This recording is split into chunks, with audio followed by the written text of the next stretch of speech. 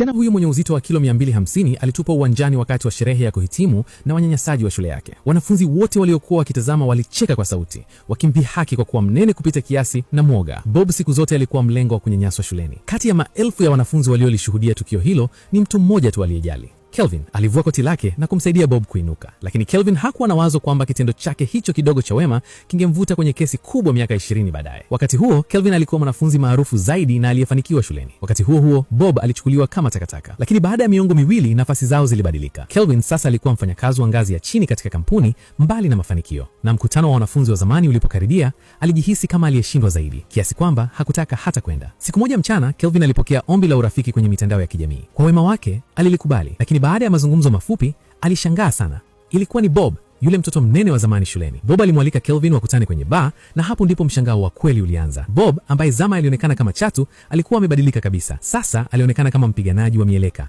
mwenye nguvu, kujiamini na mwenye mamlaka. Muda si mrefu, wahuni watatu walitokea na kuanza kumnyanyasa Kelvin. Lakini Bob, ambaye hakutaka rafiki yake wa zamani adhalilishwe, aliingilia kati na kuwafundisha somo. Alikuwa analipa wema ambao Kelvin alimfanyia miaka yote iliyopita. Baadaye, Kelvin alimkaribisha Bob akae nyumbani kwake. Kwa bahati mbaya, Bob alikuwa amefukuzwa kazi hivi karibuni, hivyo alikubali kwa furaha. Lakini asubuhi iliyopata, Kelvin aliamka na kumkuta Bob bado amelela muda huo. Kisha kulikuwa na kugongwa kwa mlango. Alipofungua, alikuta ni wakala wa CIA akimtafuta Bob. Ilibainika kwamba Bob ndiye mhalifu anayetafutwa zaidi kwa sasa, akituhumiwa kumuua mfanyakazi mwenzake, na kwa kuwa hakuwa na familia, Bob alikuwa amemsajili Kelvin kama mwanafamilia wake pekee. Lakini alipogundua hilo, Bob alikuwa tayari ametoweka na